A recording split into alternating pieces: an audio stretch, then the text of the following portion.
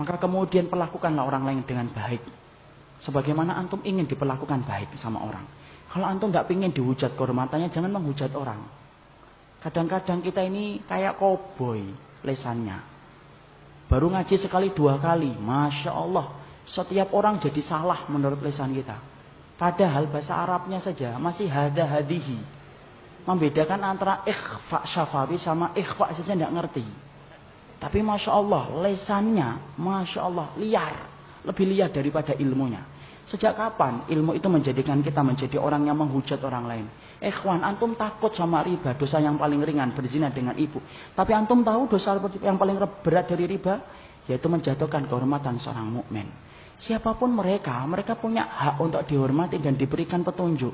Ada ikhwan kita dari ikhwanul muslimin, mereka punya kesalahan, iya. Tapi bukankah mereka punya hak yang sama untuk berikan nasihat yang baik? Sebagaimana antum, apakah antum maksum? Apakah antum menjamin bahwasanya antum telah 100% ngikutin Nabi? Tidak kan? Mari kita kemudian hidupkan bagaimana berukhuwah dengan cara yang benar. Kalau kita benci, jangan sama orangnya, tapi kepada orang, kepada perilakunya, tetapi orangnya, peluk hatinya, ikhwan. Lihat Malik bin Dinar, Masya Allah, Malik bin Dinar, malingnya aja bisa tobat gara-gara ketemu Malik bin Dinar. Maling masuk, Malik bin Dinar lagi sholat. Ada maling, Malik bin Dinar mempercepat sholat malamnya. Coba, kalau antum, langsung ngambil palu. Tidak antum, soalnya di sana. Tapi biasanya pindahan dari sini. Jadi Malik bin Dinar mempercepat sholatnya. Kemudian ketika maling itu nyari di rumahnya Malik bin Dinar, tidak ketemu barang berharga. Rumahnya ulama, salafus salih. Tidak ketemu barang apa-apa. Mau keluar lewat jendela, dipanggil Malik bin Dinar. Sini. Dapat apa? Loh coba, antum baca itu kisahnya nyata, ikhwan. Antum tidak akan percaya itu bagaimana akhlaknya para salafus salih. Sini. Mau nggak aku berikan satu hal yang lebih baik daripada yang kamu rencanakan untuk mencuri? Apa? Ambil itu kemudian semangkok air, wudhu. Malingnya zaman salaf. Ya kemudian disuruh wudhu, ngambil wudhu. Kalau sekarang dibacok antum. Kemudian dia wudhu. Dia ambilkan air untuk wudhu. Kemudian dia berkata sholat. Sholat malingnya. Nikmat dia sholat. Tuh kan lebih baik daripada apa yang kamu hendak ambil. Iya. Boleh sholat lagi. Boleh sholat lagi. Sampai kemudian 11 rakaat selesai. Di rumahnya Malik bin Dinar. Selesai kisahnya enggak. Malik bin Dinar lagi sahur. Puasa sunnah. Ditanya sama malingnya. Ngapain? Puasa untuk besok. Boleh enggak saya ikut bergabung? Ayo monggo. Maka kemudian makan sahur. Puasa. Maling habis sholat malam puasa. Setelah itu adzan subuh. Kemudian pergi. Mau kemana? Sholat ke masjid. Ya sudah saya ikut. Ikut sama Malik bin Dinar. Masya Allah. Sampai ikut ke Malik bin Dinar. Sampai pulang. Kemudian ngomong. Boleh enggak saya itu kemudian tinggal di sini beberapa hari? Boleh. Karena nikmatnya saya tinggal di sini. Masya Allah ikhwan. Itu loh. Orang yang paham akhlak. Nggak usah banyak ngomong. Hatinya nembus ke hati orang lain. Berapa banyak orang yang berilmu. Alah. Menjadikan kita benci banyak orang akhirnya. Masya Allah. Apa ada ilmu yang menjadikan kita benci sama orang yang beriman? Tidak ada. Kemudian dia tinggal bersama Malik bin Dinar 3 hari. Setelah itu dia keluar dari rumahnya Malik bin Dinar. Setelah keluar. Kemudian ketemu dengan maling. Yang maling satu belum taubat. Dapat apa kamu sampai 3 hari di rumahnya Malik bin Dinar? Tahu jawabannya Pak maling itu? Sarokoni qabla an asyriq. Dia telah mencuri hatiku sebelum aku mencuri hartanya. Masya Allah. Bisa puitis setelah itu ikhwan. Coba ikhwan. Akhlak salaf itu kayak gitu loh.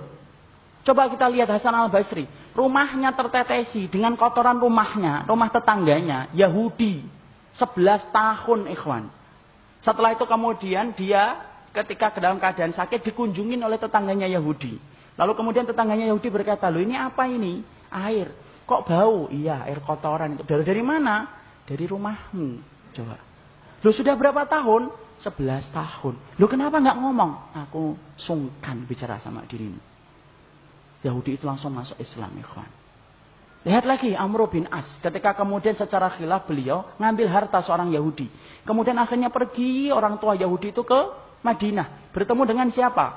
bertemu dengan Umar bin Khattab yang dia sangka rumahnya lebih mewah daripada rumahnya Amr bin As.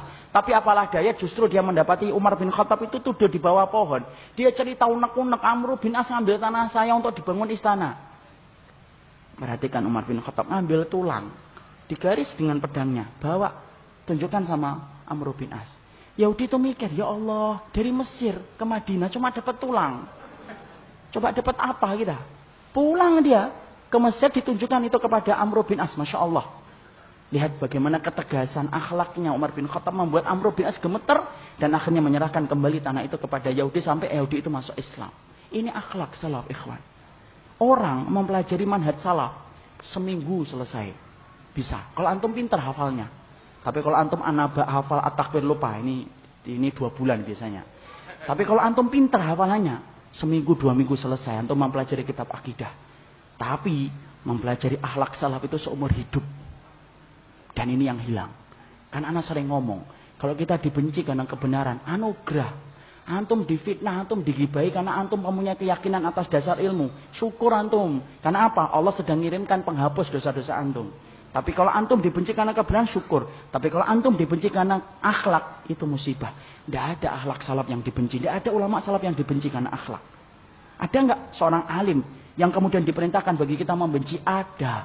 Perhatikan perkataan Imam Syafi'i. Man ahabba ayyaftahallahu lahu qalbahu wa yunawwirahu fa'alaihi bil khulwah wa tarkus sufaha wa qillatul aql wa bughdu ahlul ilmi alladzi laisa ma'ahum insafun wala adabun. Tahu artinya? Tidak tahu insyaallah. Imam Syafi'i berkata, siapapun yang ingin dilapangkan hatinya, maka hendaklah dia khulwah, berdoa dengan Allah sering-sering. Kalau antum ingin merasakan nikmatnya iman, bangun ikhwan tengah malam. Jangan jadi bangkai di tengah malam. Bangun berdoa dengan Allah. Ketika hati antum sering berdoa dengan Allah daripada berdoa dengan manusia, Allah akan jadikan manisnya iman di hati antum. Itu kata Imam Syafi'i. Wa tarkus sufaha, tinggalkan orang yang bodoh, yang ngomongin maksiat dan dosa terus. Wa qillatul aql, sedikit makannya. Wa bughdu ahlul ilmi, benci orang yang berilmu. Itu siapa? Alladzi laisa ma'ahum insafun wala adabun, yang tidak punya adab dan tidak punya akhlak. Jadi kalau ada pelaku bid'ah, lihat dulu bid'ahnya berat atau tidak. Kalau berat, antum harus lihat dulu. Jangan-jangan dia belum paham. Jangan-jangan dia belum ngerti. Antum harus belajar kayak dokter. Dokter itu kalau mendapati pasiennya kanker stadium 4, tidak ditabokin pasiennya. Tapi kemudian diajak, Pak, tenang, insya Allah pelan-pelan, moga-moga Allah memberikan kesembuhan. Itu dokter. Jangan membantu setan untuk menjerumuskan saudara kita.